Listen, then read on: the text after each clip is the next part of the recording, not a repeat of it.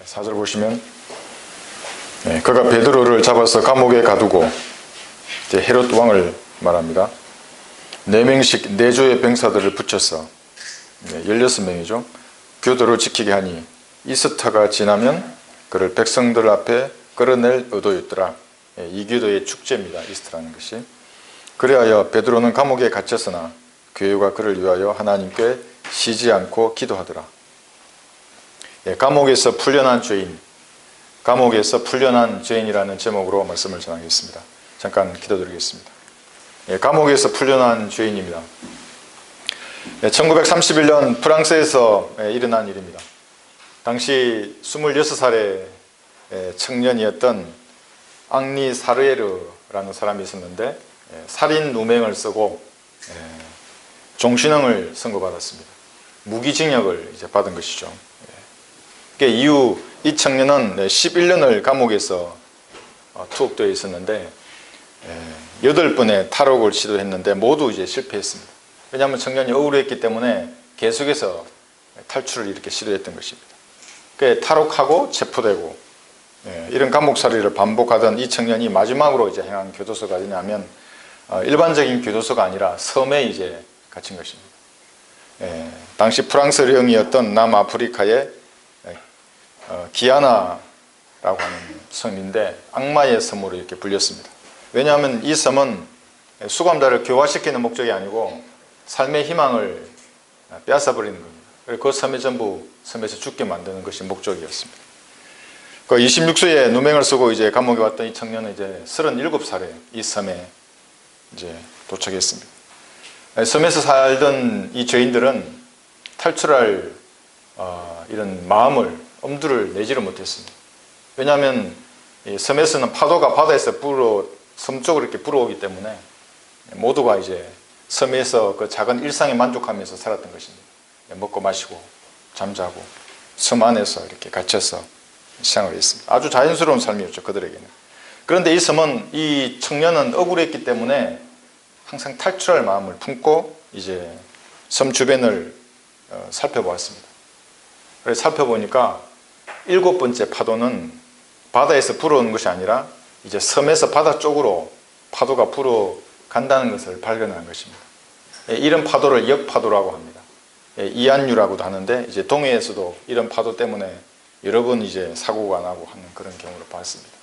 이 청년이 본 것입니다. 이제 이 섬에서 바다 쪽으로, 먼 바다 쪽으로 불어가는 파도가 있구나. 그래서 코코넛 자루로 2개를 엮어서 이제 큰 자루를 만들고 나무를 엮어서 이제 뗏목을 만들어서 섬을 탈출했습니다. 마지막 9번째 이 탈옥을 시도했는데 이것이 성공한 것입니다. 자유를 찾았습니다. 이런 실화를 바탕으로 여러분이 보셨던 영화가 빠삐용이라고 하는 영화입니다. 본인의 실화를 바탕으로 조금 이제 소설을 감미한 거죠. 프랑스어로 나비라는 뜻이 빠삐용입니다. 나비처럼 훌훌 날아서 감옥을 탈출했다, 탈출한다, 이런 의미입니다. 한 번쯤 아마 들어보셨거나 영화를 보셨을 것입니다. 그리스도인들도 이런 감옥에 갇혀 있습니다. 자기 고집이나 시간은 어떻습니까? 아주 철옹성 같습니다. 천천히 이렇게 형성이 됩니다. 어떤 사람이냐고 하는 것은 어떤 가치관을 가졌느냐, 사실은 그런 것입니다. 잘 바뀌지 않습니다. 사고의 체계도 마찬가지입니다. 평생 동안 강화된 것입니다. 그래서 처음에 결혼하고 이제 그 가치관이나 생각이 바뀔 줄 알고 계속해서 간섭하고 시정하려고 하고 하지만 사실 잘 바뀌지 않습니다. 그런 좀 모난 부분들은 사실은 더 사랑해줘야 할 부분입니다. 상식이나 통념도 마찬가지입니다. 성장하면서 그 사람에게 자연스럽게 형성되는 겁니다. 그 지역에서 형성되는 경우도 있고 그런 어떤 학군에서도 형성이 되고 자연스럽게 형성됩니다. 잘 빠져나오지 못합니다. 사람들 한번 그렇게 형성되어 버리면. 육신이라고 하는 감옥도 있습니다. 이 육신은 내가 죽든지 변화되든지 탈출하는 감옥입니다. 그전에는 빠져나올 수 없습니다. 많은 사람들이 그전에 탈출을 시도합니다. 다양한 수단으로 참선이나 목탁이나 무슨 수도원이나 계율을 준수한다거나 이런 것들로 이 몸 안에서 끓어오르는 지옥의 불길을 잠재우려고 하지만 이 정욕 가운데 잠재울 수 없습니다. 그래서 이 사망의 몸은 감옥과도 같은 것입니다. 또 있습니다. 지구라고 하는 감옥도 있습니다. 이 세상, 이 지구가 감옥입니다. 세상 법률이 만든 감옥은 눈에 잘 보입니다. 아주 견고하게 잘 지어져 있습니다. 근데 마귀가 만든 감옥은 눈에 보이지는 않지만 더 견고합니다. 사람은 누구나 죽은 영을 가진 아담의 후손, 이 마귀의 자식으로 이 지구에 태어납니다. 사람이 태어난 이 지구는 물리적인 통치권이 지금 한시적으로 마귀에게 넘겨져 있습니다. 마귀가 장악한 감옥에 사람들이 계속해서 태어나는 것입니다. 절대 다수의 사람은 감옥에서 주는 일상에 만족하며 살다가 자연스러운 죽음을 원합니다. 그들에게 감옥에서 상가 죽음은 아주 자연스러운 것입니다. 감옥에 익숙해져 버린 것입니다. 오히려 복음을 전하는 우리가 이상하게 생각해서 자신의 자유를 빼앗는 것처럼 생각해서 오히려 경계하게 되는 것을 봅니다. 그들은 몸이 죽어서 아래 땅속에 묻히지만 그들의 혼은 더 아래 땅속으로 지옥이라는 감옥에 간다는 것을 고의로 잊으려고 하는 것입니다. 왜 고의로 잊으려고 하는가? 하나님께서 다양한 방법으로 죄인들에게 말씀하십니다. 지옥에 대해서. 그 사람은 죽음이 두려운 것입니다. 자연계로부터 다양한 수단을 통해서 하나님께서 말씀하십니다. 그 양심에 구원받으라고 얘기하는 것입니다. 노를 통해서도 말씀하시고, 노을이 얼마나 아름답습니까? 그 핏빛 노을을 통해서 예수 그리스도의 피에 대해서 말하는 것입니다. 죄를 지을 때마다 양심에 찔림을 주시기도 하고, 또 복음 전도지를 통해서, 특히 여러분의 삶, 또 여러분의 입술을 통해서 하나님께서는 그들에게 말씀하시는 것입니다. 사람들은 더욱더 그래도 땅에 속한 것들에 집착을 하고 있습니다. 손을 잡고 놓지 않으려고 합니다. 왜냐하면 세상에 잡은 것을 놓치면 자기는 땅 아래 흑암 속으로 내려간다는 것을 은연중에 알고 있기 때문에 세상을 꽉 잡고 집착하는 것입니다. 그래서 구원받지 못한 사람들이 자신의 어떤 건강이라든지 세상 것에 집착하는 것은 참으로 대단합니다. 그러나 아무리 꽉 잡고 세상에서 영원히 살려고 한다고 해도 예수님을 만나지 못한 사람은 결국은 모든 것을 내려놓고 때가 되면 감옥 안에서 죽는 것입니다. 탈출할 수 없습니다. 이들은 마귀의 감옥에서 풀려나지 못하고 감옥 안에서 죽는 사람들입니다. 죄를 짓는 사람은 죄의 종으로서 이 감옥 안에서 살다가 감옥 안에서 죽어서 땅 아래 감옥으로 가야 할 운명입니다. 죄를 짓는 사람입니다. 무슨 아담의 원죄를 핑계를 대서 자기가 지옥에 간다, 그거 아닙니다. 자기가 죄를 짓기 때문에 지옥에 가는 것입니다. 요한복음 8장을 보겠습니다.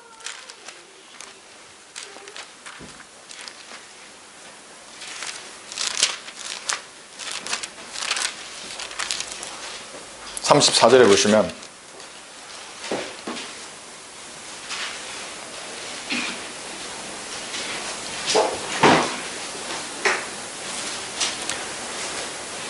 예수께서 그들에게 대답하시기를 진실로 진실로 내가 너에게 말하노니 죄를 짓는 자는 누구나 죄의 종이니라. 죄를 지으면 죄의 종이 되는 것입니다. 예외 없습니다. 어떤 성취를 이루었고 어떤 직분을 가졌고 예외 없이 죄를 짓는 사람은 죄의 종입니다. 구원받아도 마찬가지입니다. 여러분 죄를 지으면 죄의 종이 됩니다. 돈이 자신을 움직여서 무엇인가를 했다면 그 사람은 돈의 종입니다. 정욕이 자신을 움직여서 무엇인가를 했다면 그 사람은 정욕의 종입니다. 권력을 얻고 싶은 충동으로 무엇인가를 했다면 권력의 종입니다. 이 권력이라는 것은 국가의 권력뿐만 아니라 가족 내의 서열도 있고 교회 내의 권위의 행사도 있고 단체나 모임에서 주도권을 잡으려고 하는 이 모든 것을 말하는 것입니다.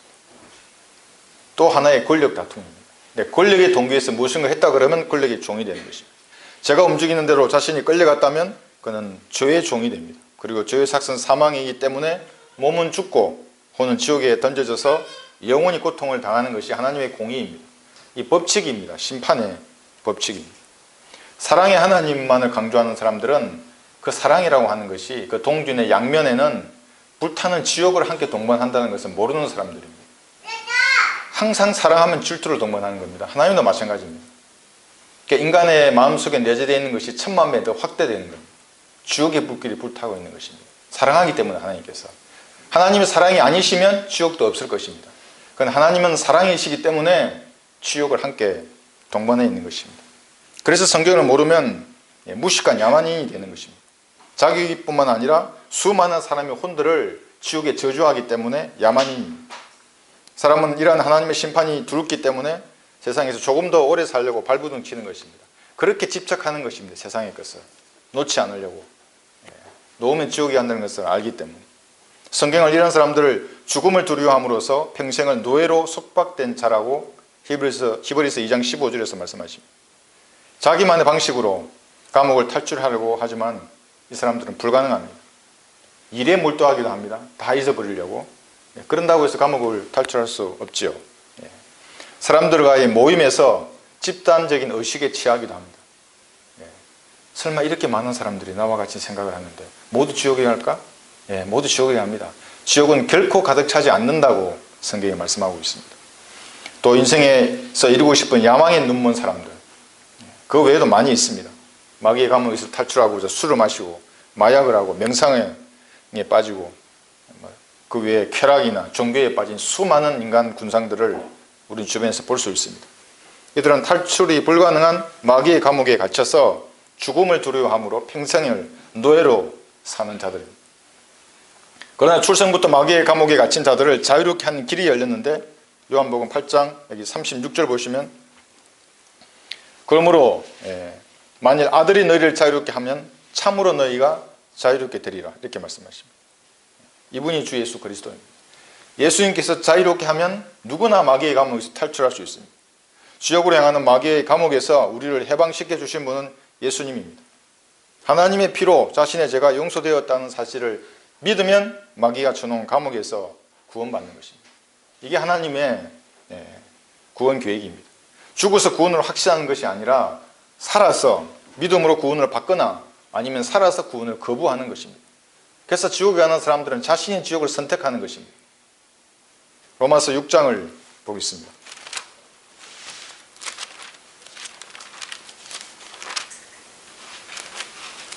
16절을 보시면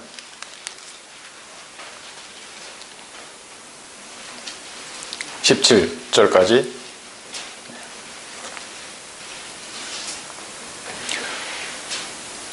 너희가 자신을 종으로 들여 누구에게 순종하든지 너희가 순종하는 자의 종이 되어 죄의 종으로 사망에 이르든지 혹은 순종의 종으로 의에 이르는 줄 알지 못하느냐? 여기 순종이 계명이 아닙니다. 목서나 교단도 아닙니다. 17절 보시면 하나님께 감사드리는 것은 너희가 죄의 종이었으나 누구나 죄의 종입니다. 너희에게 전하여 준 교리의 본을 마음으로부터 순종하여 죄에서 해방되어 의의 종이 되었습니다. 복음을 마음으로 믿는 그 믿음에 마귀의 감옥에서 나오게 하는 것입니다. 믿음으로 구원받은 이후에 이제 육신을 따라 살지 않으면 일시적인 정죄마저도 우리는 받지 않는 것입니다. 그래서 로마서 8장 1절에서는 그러므로 이제 그리스도 예수 안에 있는 자들에게는 결코 정죄함이 없나니 그들은 육신을 따라 행하지 아니하고 성령을 따라 행한다고 말씀하십니다. 그러나 성령에 따라 행하지 않으면 어떻게 되겠습니까? 육신에 따라 계속 그렇게 살아간다면 아들이기 때문에 반드시 징계가 있는 거죠. 부모의 마음은 그런 거지 않습니까? 말로 훈계하다가 말을 듣지 않으면 어떻게 하겠습니까? 회초리를 들 수밖에 없는 것입니다. 왜냐하면 너무나 아들을 사랑하기 때문에. 하나님도 마찬가지입니다. 그리스도인들은 마귀의 감옥에서 풀려나서 사랑하는 아들의 나라로 옮겨졌습니다. 그래서 골로새서 1장 13절에서는 그분께서 우리를 흑암의 건수로부터 구하여 내셔서 그분의 사랑하는 아들의 나라로 옮겨주셨다고 말씀하고 있습니다. 우리는 더 이상 죽음에 두려워함으로써 종노릇할 필요가 없는 하나님의 아들이 되었습니다. 자매님도 하나님의 아들입니다. 하나님 보시고요. 히브리서 2장 14절에서 보시면 자녀들이 피와 살에 참여하는 자인 것 같이 그 역시 같은 모양으로 동일한 것에 참여하신 것은 영이신 하나님이 살과 피를 가진 육신으로 오신 이유는 이렇게 말씀하시는 겁니다. 자신의 죽음을 통하여 죽음의 세력을 가진 자, 그러니까 예수님의 죽음을 통하여 죽음의 세력을 가진 이 마귀를 말합니다. 멸망시키며 또 죽음을 두려워함으로 평생을 노예로 속박되어 있는 자들을 놓아주려 하십니다. 죽음을 두려워할 필요가 전혀 없습니다. 해방된 겁니다. 그 감옥에서 나왔고 우리는 영원히 사는 하나님 아들이 된 것입니다. 이렇게 마귀의 속박과 감옥에서 벗어났으면 이제 다시 감옥으로 들어가서 죄인처럼 살지 말아야 합니다. 감옥에서 나왔는데 왜 또 감옥으로 우리가 들어가야 하겠습니까? 갈라디아서 5장 1절에서는 그러므로 그리스도께서 우리를 자유케 하신 그 자유 안에 굳게 서서 다시는 종의 멍에를 매지 말라고 말씀하십니다.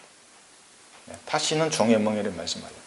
이것이 물론 교리적으로는 율법에 가는 겁니다. 계명들에.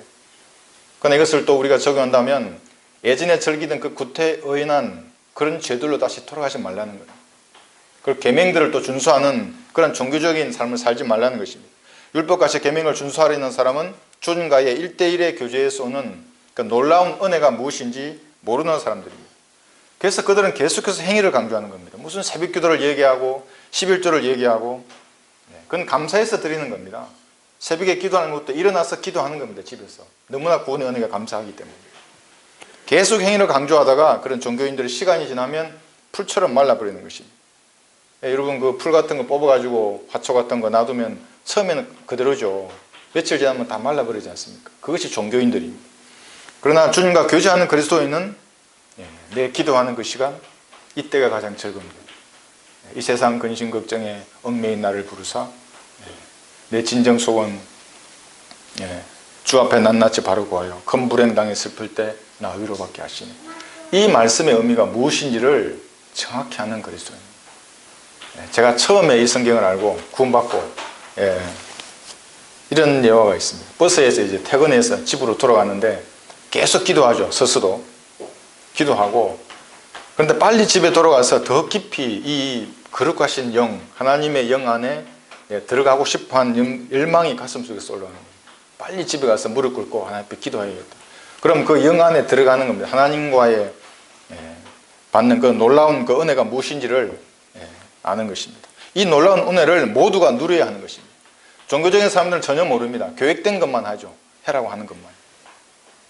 자기 안에 계신 예수님과의 교제가 친밀하면 할수록 세상이라는 감옥에서 먹었던 그 죄악의 진수성찬, 이것이 아니라 주님과 함께 받는 고난의 잔을 선택하게 됩니다.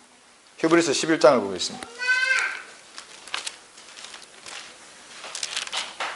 24절을 보시면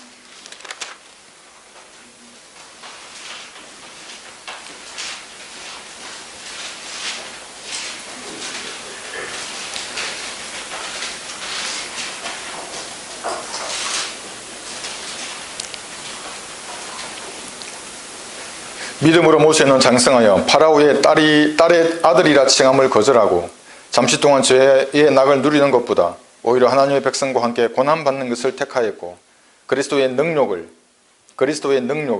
이집트의 보아들보다 더 큰 재물로 여겼으니, 여기 재물로 여깁니다. 능력을. 이는 그가 상주심을 바라보았습니다.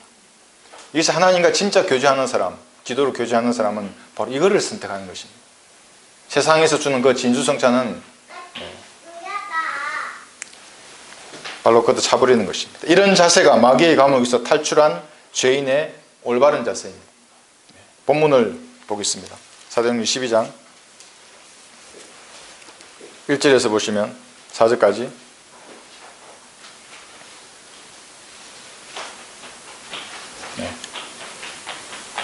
그 무렵에 헤롯 왕이 교회에서 몇 사람을 해치려고 손을 뻗치더니 요한의 형제 야고보를 칼로 죽이니라.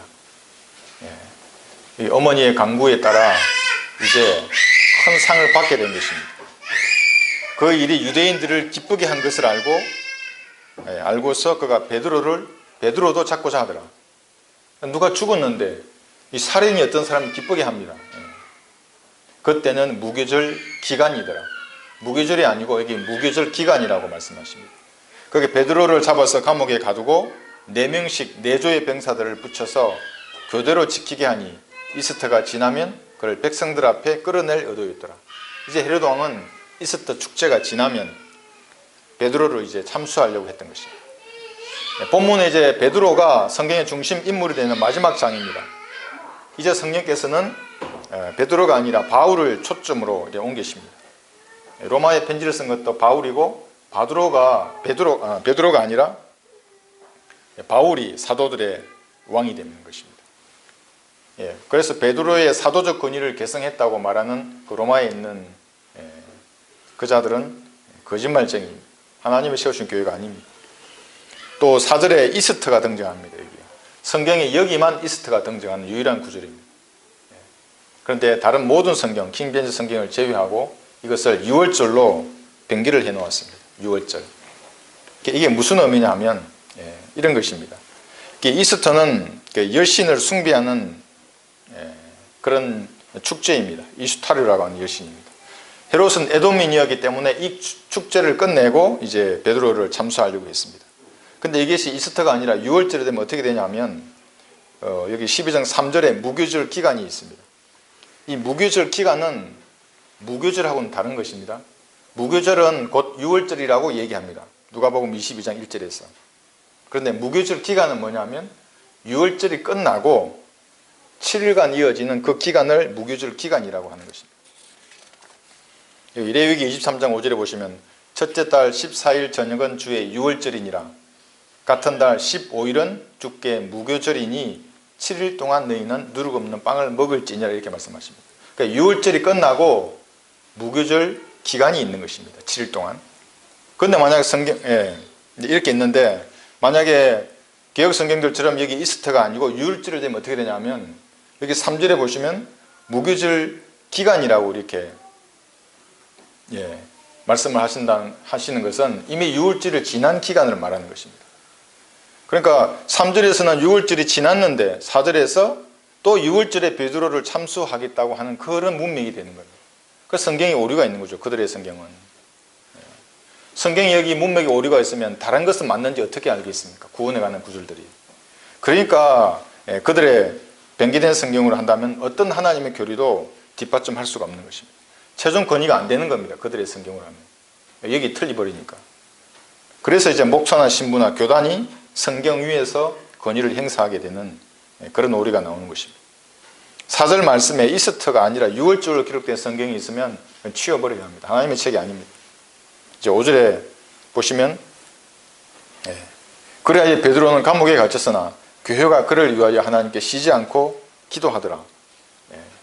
이렇게 말씀하고 있습니다. 여기서 몇 가지 교훈을 도출할 수가 있습니다. 감옥에서 풀려난 죄인은 먼저 마귀에게 사로잡힌 사람들을 주의하라입니다. 제가 며칠 전에 유튜브를 봤는데 23살의 아주 어린 처녀입니다. 피겨스케이팅 선수였습니다. 국가대표. 아주 유명한, 김연아 선수는 아니고 유명한 선수였는데 갑자기 무당이 된 겁니다. 이 여자가. 그래서 제가 지나다가 봤습니다. 그래서 제가 아예 의아해했죠. 아주 이렇게 유명한 체육인이 어떻게 무당이 거저 된 게 아니고 집에다가 신당을 차려놓고 거기서 이제 굿도 하고 뭐 그렇게 하는 것입니다. 장래가 아주 촉망되는 선수였는데. 그래서 제가 놀라서 아니 어떻게 이런 일이 일어날 수 있는 거 하고 좀 살펴보았습니다. 어떻게 이렇게 마귀에게 완전히 사로잡힐 수가 있는가. 그래서 제가 그 여자 주변에 어떤 마귀적인 요소가 있는지를 살펴봤습니다. 왜냐하면 마귀는 본인이 허락하지 않으면 들어가지 않습니다. 어떤 요소들이 있는 겁니다. 숨겨놓은 죄가 있을 수도 있고 대대로 내려오는 마귀적인 의식이나 행사나 요소가 집안에 있을 수가 있는 것입니다. 그래서 제가 이제 보니까 그 여자의 어머니가 매년 이제 그 내린굿 하는데 아이를 데리고 다녔던 것입니다. 굿 하는데 아이를. 그때 마귀가 들어간 것이죠. 자연스럽게 들어가는 것입니다. 여자의 눈빛이나 말에서 마귀적인 힘이 뿜어져 나옵니다. 새소리도 나오고 눈빛이 다릅니다. 그런 사람들은. 그런 사람에게 복음 전파가 얼마나 어렵겠습니까? 이런 사람들이 마귀의 뜻대로 그에게 사로잡힌 사람들입니다. 완전히 속박되어 있는 사람이죠. 디모데후서 2장 26절의 말씀. 마귀가 쳐놓은 튼튼한 감옥에 이제 들어가 있는 사람입니다. 마귀의 감옥은 종교라는 감방이 가장 튼튼한 감옥입니다. 가톨릭에서 시작해서 감리교, 장로교, 침례교, 성결교를 비롯해서 보존된 한글의 이 단어가 하나님의 말씀으로 믿지 않는 사람들입니다. 모든 교단에 속한 사람들은 종교라는 감옥에서 빛을 보지 못하는 사람들. 인류의 절반 이상이 수십억 명이 나름대로 무엇을 신앙하는 종교의 감방에 수감되어 있는 것입니다. 그들이 이 성경의 가치와 권위를 훼손하고 영어나 원본 타령을 하면서 사람을 혼을 지옥에 보내기 때문에 제가 그들을 정당하게 평가하는 것입니다. 마귀가 사람을 사로잡는 것은 아주 간단합니다. 하나님께서 허락하시면 즉시 마귀가 그를 사로잡는 것입니다. 욥기 1장을 보겠습니다.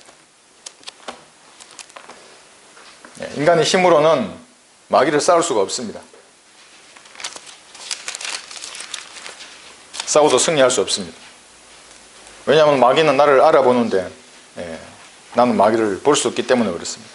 여기 11, 12절을 보시면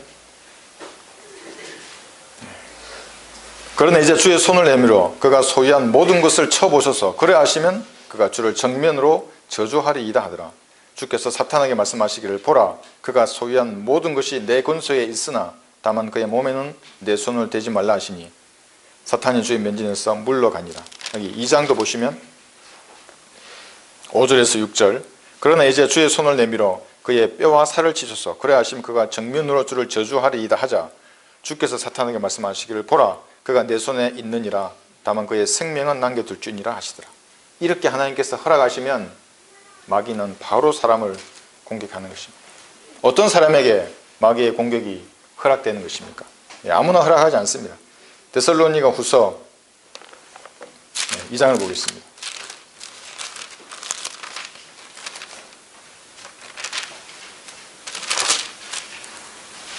12절을 보시면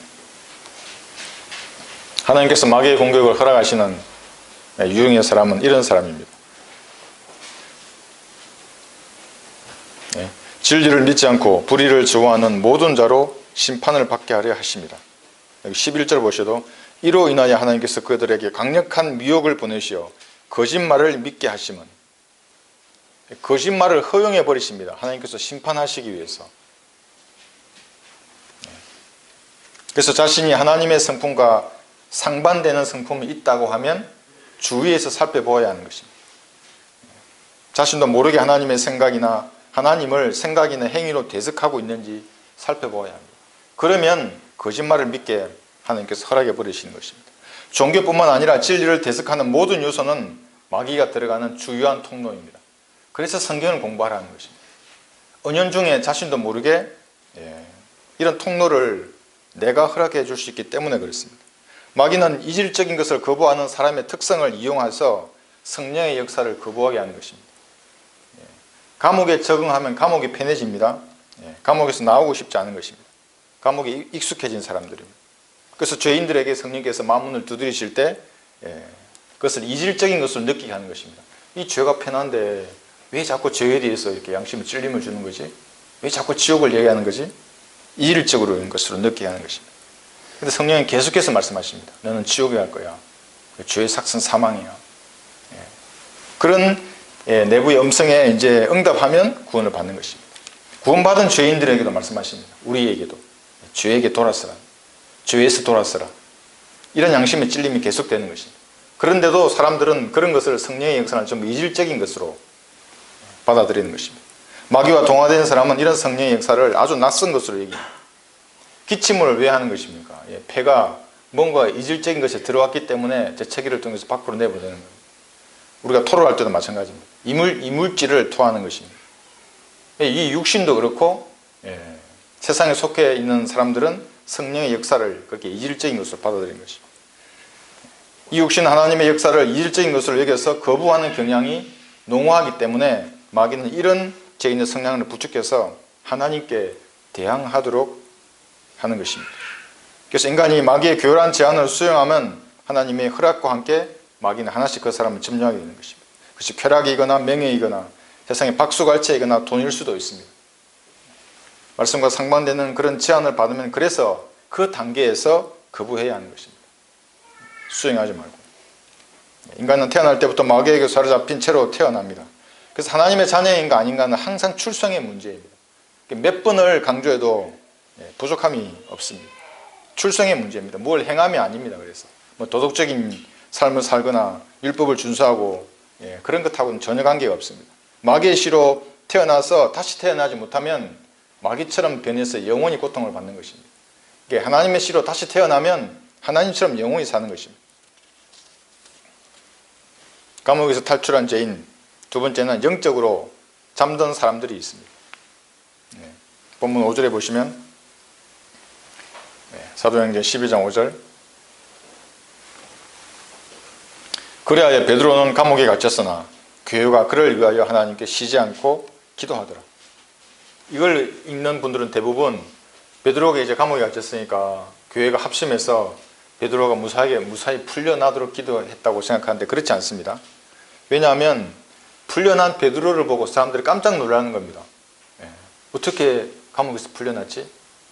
그럼 무엇을 위해서 기도했는가? 베드로가 예수님을 부인했던 적이 있지 않습니까? 그것도 3번씩이나. 이번에는 부인하지 말고 목이 잘려 죽기를 원하는 겁니다. 지금 이 기도는 주님을 부인하지 말고 그대로 참수되기를 기도했던 겁니다. 교회는. 그런데 이제 하나님께서 풀어주셔서 베드로가 석방된 것입니다. 그래서 기도는 이렇게 하는 것입니다. 이렇게 하는 것이 참다운 기도입니다. 기도는 거듭난 영으로 자기 안에 계신 성령의 도우심 가운데 예수님의 이름으로 아버지 하나님께 드리는 경배와 찬양입니다. 그것이 진짜 경배와 찬양입니다. 아침에 일어나자마자 하나님 앞에 드리는 그 경배와 찬양. 세상 교회에서 하는 건 경배와 찬양 아닙니다. 아프리카 음악, 그 리듬에 맞추어서 춤추면서 드리는 그 찬양은 마귀적인 것입니다. 육신의 흥을 자극하는 것이기 때문에 그리스도인들이 주의해야 합니다. 교회는 베드로의 석방을 위해서 기도하지 않았던 것입니다. 풀려난 베드로를 보고 당황하는 성도들을 반응을 보면 알 수가 있습니다. 그래서 베드로가 감옥에서 풀려나서 목회를 성공하게 해달라, 많은 사람을 교회로 보내고 큰 건물을 짓고 많은 돈을 벌게 해달라 이렇게 기도하지 않았습니다. 여기 12장 13절을 보시면 베드로가 현관문을 두드리니 로데라고 하는 이름하는 한 소녀가 들으려고 나왔다가 베드로의 염소인 것을 알고 기뻐서 현관문을 열지 않은 채 뛰어 들어가 현관 앞에서 베드로가 서 있다고 말하니 그들이 소녀에게 말하기를 내가 미쳤다고 하더라. 그래도 그녀가 사슬이라고 강하게 주장하니 그들이 말하기를 그것은 그의 천사라고 하더라. 베드로가 계속 문을 두드리니 그들이 문을 열고 베드로를 보자 놀라더라. 놀란 것입니다. 어떻게 네가 살아왔냐고. 혹시 또 예수님을 부인하고 살지 않았는가? 지금 그런 얘기를 하는 거예요. 교회는 자신들의 기도 강도를 빼앗아 베드로는 이제 부인하지 않고 참수를 당했다고 그렇게 생각했던 것입니다. 기도는 이렇게 해야 하는 것입니다. 주님 저에게 평탄한 길을 주십시오. 물론 그럴 수 있습니다. 고난 가운데 있을 때는. 그런데 평탄한 아스팔트 길을 주십시오. 이렇게만 기도하면 그 어떻게 그리스도의 군사이겠습니까? 안일한 불의의 길을 버리고 험난한 정의의 길을 걸어갈 수 있는 지혜와 용기를 주십시오. 주님의 은혜로 이 사명을 감당케 해주십시오. 기도는 이렇게 해야 하는 것입니다. 묶인 채로 잠자는 베드로입니다. 6절 보시면 헤롯이 그를 끌어내려고 한 그날 밤 베드로는 두 병사 사이에서 두 쇠사슬에 묶인 채 자고 있었고 간수들도 문 앞에서 감옥을 지키고 있었는데 이렇게 편히 쉬고 잠잡니다. 베드로는 첫 번째하고는 다르죠. 내일 죽을 것인데 언제 죽을지 모르고 있는 그런 상황에서 편히 잠을 자고 있는 것입니다. 이것이 시편 127편 2절에서 나와 있는 주님 안에서 잠자는 것입니다. 너희가 일찍 자고 일찍 일어나고 밤늦도록 자지 않고 수고의 빵을 먹는 것도 헛되도다. 잠자지 않고 고생해서 일하는 것 헛된 것입니다. 그러므로 그가 자기의 사랑하는 자에게 잠을 주시는도다. 이 잠을 자고 있었던 것입니다.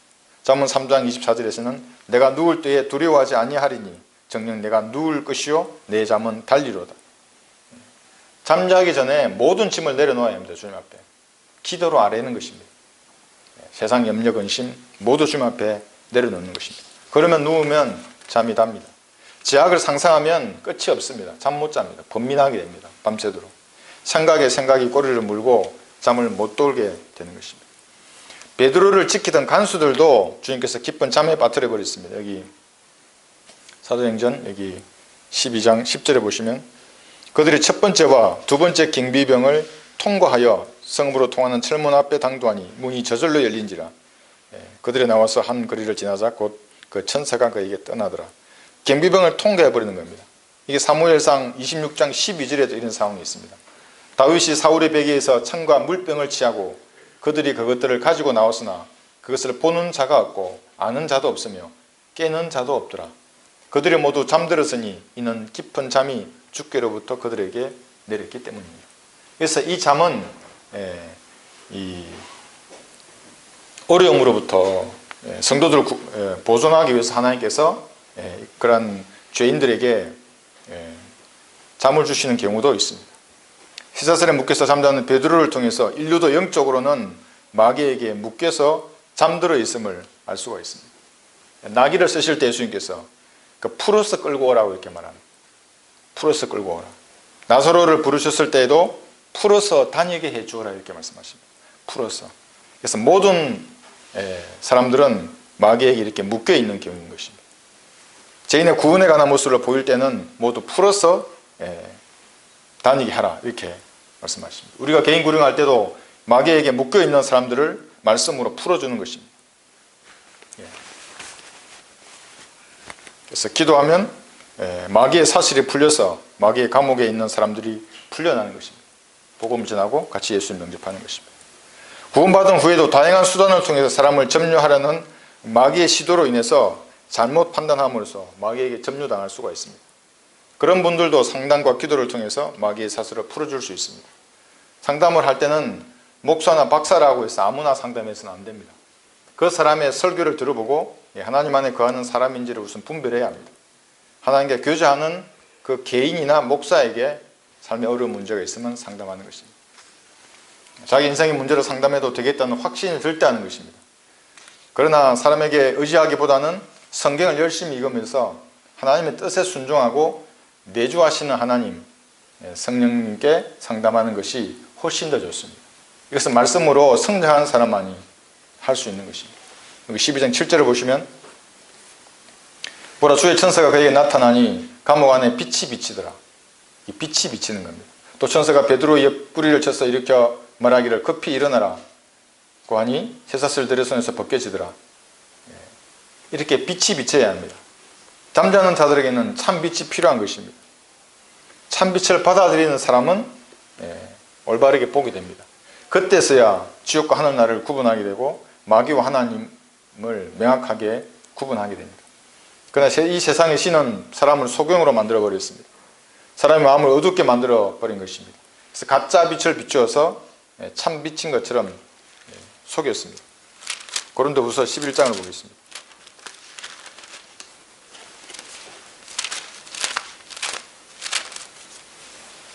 (14절) 보시면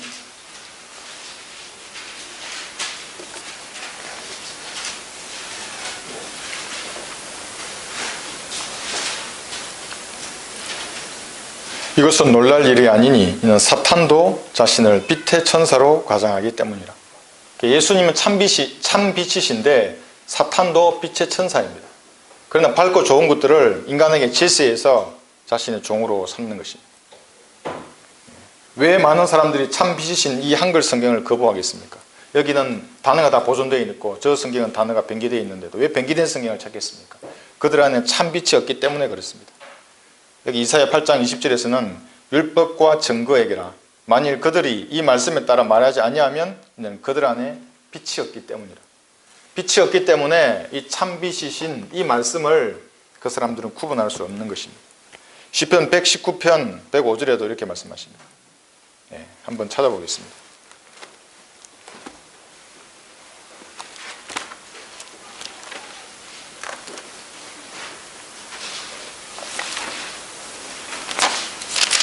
(109편) 105절 119편입니다.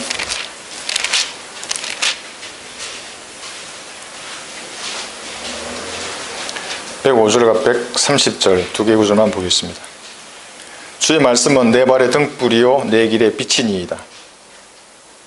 130절 보시면 주의 말씀들이 들어가면 빛을 주며 그것이 우매한 자에게 명철을 주나이다. 말씀이 빛인 것입니다.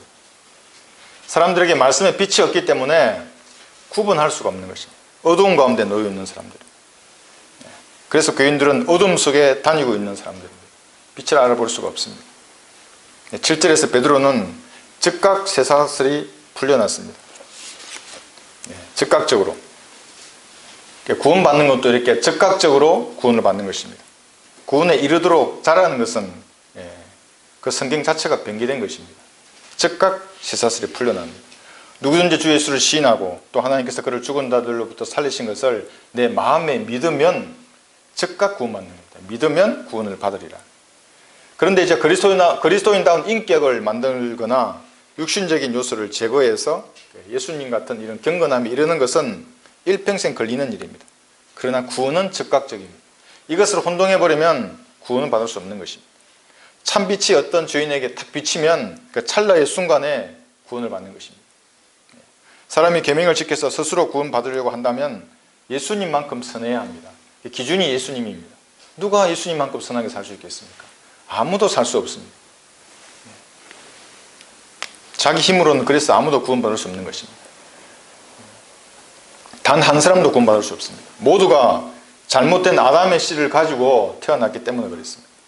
마귀의 자식으로 태어난 사람들이 무슨 짓을 해서 하나님같이 거룩한 삶을 살 수가 있겠습니까? 불가능한 일입니다. 오직 여자의 씨에서 성령으로 태어나신 예수님만이 죄 없는 분이셨고 죄를 알지도 못하는 거룩한 하나님이셨습니다. 더러운 우리의 죄를 위한 흠없는 제물이 되셔서 우리 구원을 완성하신 것입니다. 그분의 살과 피를 통한 희생을 기억하기 위해서 빵을 떼고 포도즙을 마시는 것입니다. 그 피를 기억하는 것입니다. 찢겨진 살을 기억하는 것입니다. 그리고 남은 인생을 예수님의 죽으심과 다시 오심을 전파하겠다고 이 각오를 다지는 것입니다.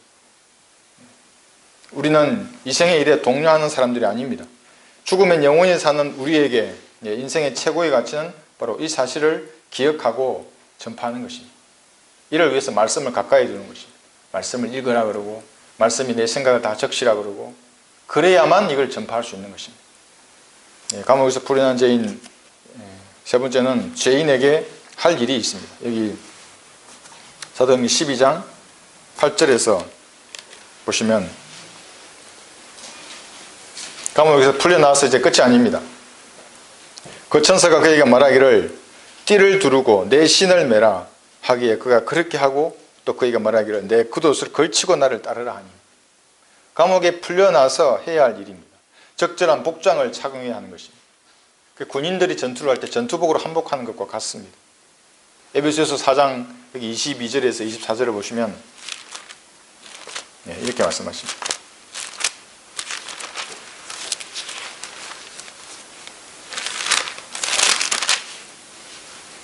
이전 행실의 관원에서는 기만의 욕망에 따라 썩어진 옛사람을 벗어버리고 너희 생각의 영 안에서 새롭게 되어 하나님을 따라 의와 참된 거룩함 안에서 창조된 새 사람을 입어라.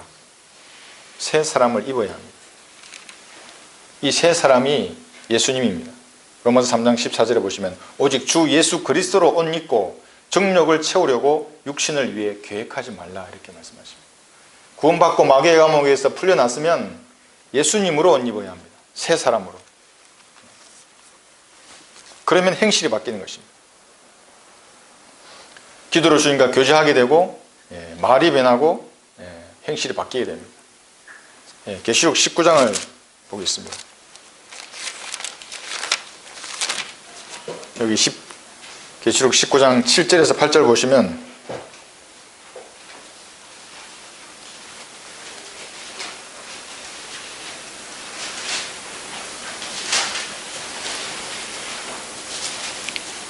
기뻐하고 즐거워하며 그분께 존귀를 돌리세. 이는 어린 양의 혼인식이 다가왔고 그의 아내도 자신을 예비하였습니다.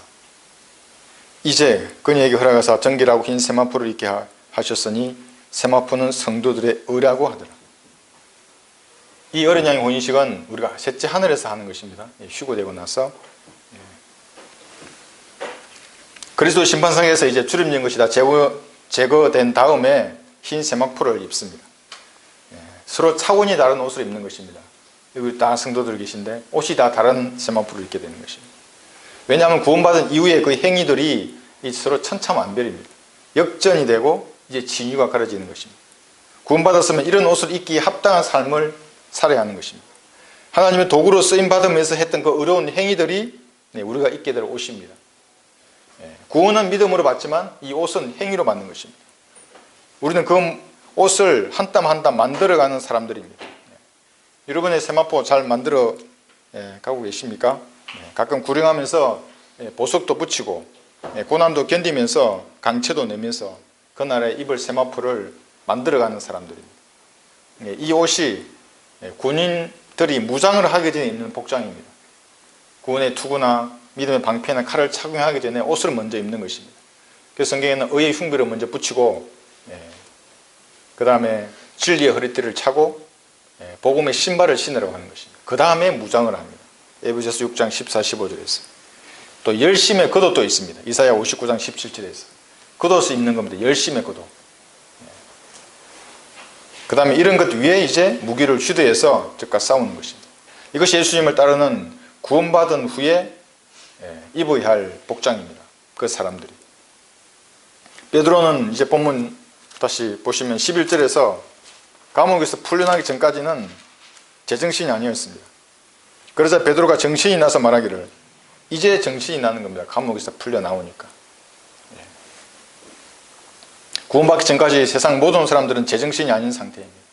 미친 상태입니다. 전도서 9장 5절 보시면 살아있는 동안 미친 마음을 품다가 죽은 자에게로 가는 사람들이라고 말합니다.